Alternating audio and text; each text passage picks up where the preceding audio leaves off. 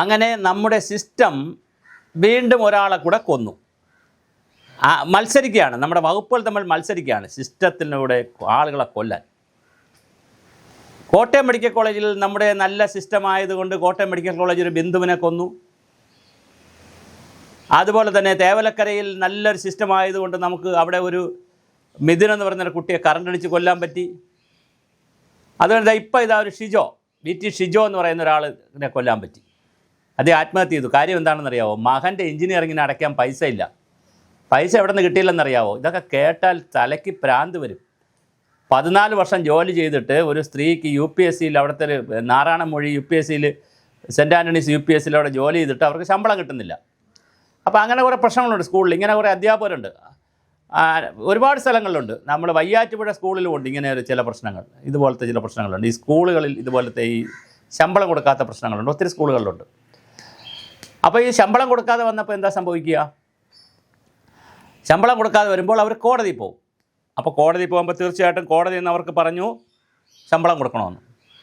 ഇതിൽ തന്നെ വിധിയുണ്ടായി, 2024 നവംബറിൽ വിധിയുണ്ടായി, 3 മാസത്തിനകത്ത് കൊടുത്തിട്ട് റിപ്പോർട്ട് ചെയ്യണമെന്ന്. കോടതി പറഞ്ഞ ഇവിടെ ആര് കേൾക്കാനാ? കോടതിയുടെ അടുത്ത് പോടാന്നുള്ള സ്റ്റൈലിൽ കാരണം നമ്മുടെ സാറന്മാർക്ക് ജോലി കിട്ടിയാൽ പിന്നെ 56 വയസ്സ് വരെ സാധാരണ സാറന്മാരെയും, പിന്നെ 60 വയസ്സ് വരെ ജോലിയുള്ളവർക്ക് 60 വയസ്സ് വരെയും, 65 വയസ്സ് വരെ ജോലിയുള്ളവർക്ക് 65 വയസ്സ് വരെ സാറന്മാരെ തൊടാൻ നോക്കത്തില്ലല്ലോ. സാറന്മാർ അവിടെ ഇരുന്നിട്ട് 6 മാസം സസ്പെൻഷനിൽ പോയാൽ പിന്നെ കറക്റ്റായിട്ട് ആരും അറിയുന്നില്ല. സസ്പെൻഡ് ചെയ്യുന്ന ദിവസം എല്ലാവരും അറിയും, വാർത്തയാവും. പിന്നെ സാറന്മാർ അതിൻ്റെ ഇടയിൽ കൂടെ ഡിപ്പാർട്ട്മെൻറ്റിനെ ഒപ്പിച്ച് നല്ലൊരു റിപ്പോർട്ടൊക്കെ ഉണ്ടാക്കി നല്ല ഗുഡ് സർവീസ് എൻട്രി വീണ്ടും വാങ്ങൂലേ സാറന്മാർ? എന്തൊരു സാറന്മാരാണ് ഈ നാട്ടിൽ! നല്ല രസമല്ലേ?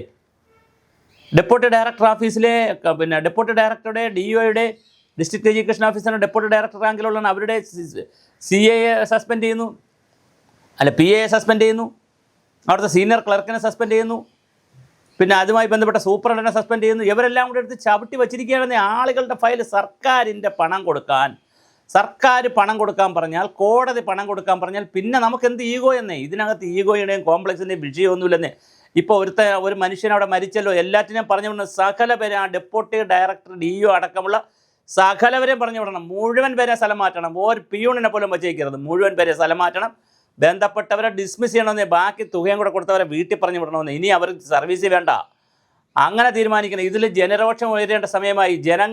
ജനാധിപത്യത്തിൽ ജനങ്ങൾ പ്രതികരിക്കേണ്ട സമയമായി. ആണ്ടുതോറും മാറി വരുന്ന 5 വർഷത്തിലൊരിക്കൽ വരുന്ന UDF LDF കളി കൊണ്ട് ഇപ്പോൾ തുടർച്ചയായിട്ട് LDF വന്നു. ഈ കളി കൊണ്ട് എല്ലാം ശരിയാക്കാന്നൊക്കെ പറഞ്ഞു വന്ന് കളി കൊണ്ടൊന്നും കാര്യം നടക്കത്തില്ല. പുതിയ നേതൃത്വം വരേണ്ട സമയമായി, പുതിയ രീതികൾ വരേണ്ട സമയമായി. ജനങ്ങളിത് കൈകാര്യം ചെയ്യണം. നോക്കൂ, ലേഖ രവീന്ദ്രൻ്റെയും ആ സ്ത്രീക്ക്, ആ ടീച്ചർക്ക് ഇനി ഭർത്താവുണ്ടോ? 47 വയസ്സേ ഉള്ളൂ മരിച്ച ആളിന്. മകൻ അച്ഛനുണ്ടോ? എന്തൊരു ഗതികേടാണ് നമ്മുടെ നാട്. അങ്ങനെ സിസ്റ്റം വിചാരിച്ചപ്പോൾ അങ്ങനെ അടുത്ത ആളിനെയും കൂടെ സിസ്റ്റം കൊന്നു. അങ്ങനെ സിസ്റ്റം ഓരോരുത്തരായിട്ട് കൊന്നുകൊണ്ടിരിക്കുന്നു. മെഡിക്കൽ സിസ്റ്റത്തിൽ നിന്നാണ് തുടങ്ങിയത്. ഡോക്ടർ ഹാരിസ് എന്ന് പറയുന്ന മിടുക്കനായ ഒരു യൂറോളജി പ്രൊഫസറെ നമ്മൾ റെഡിയാക്കി രക്തസാക്ഷിയാക്കി നിർത്തിയിരിക്കുകയാണ്. അത് അവധിയിലേക്ക് പോയി. അങ്ങനെ നമ്മൾ സിസ്റ്റത്തിൽ തുടങ്ങി. ഇപ്പോൾ ഓരോരുത്തരായിട്ട് ഷോക്കടിപ്പിച്ച് സിസ്റ്റം നല്ല അടിപൊളിയായിട്ട് സിസ്റ്റം പോയിരിക്കുന്നു. എന്തൊരു നല്ല സിസ്റ്റം!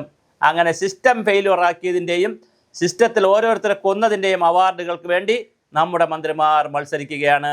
ആരുടെ സിസ്റ്റമാണ് പോയി കിടക്കുന്നതെന്ന് അറിയില്ല. എന്തായാലും സിസ്റ്റം ആകെ കൊളാപ്സായി.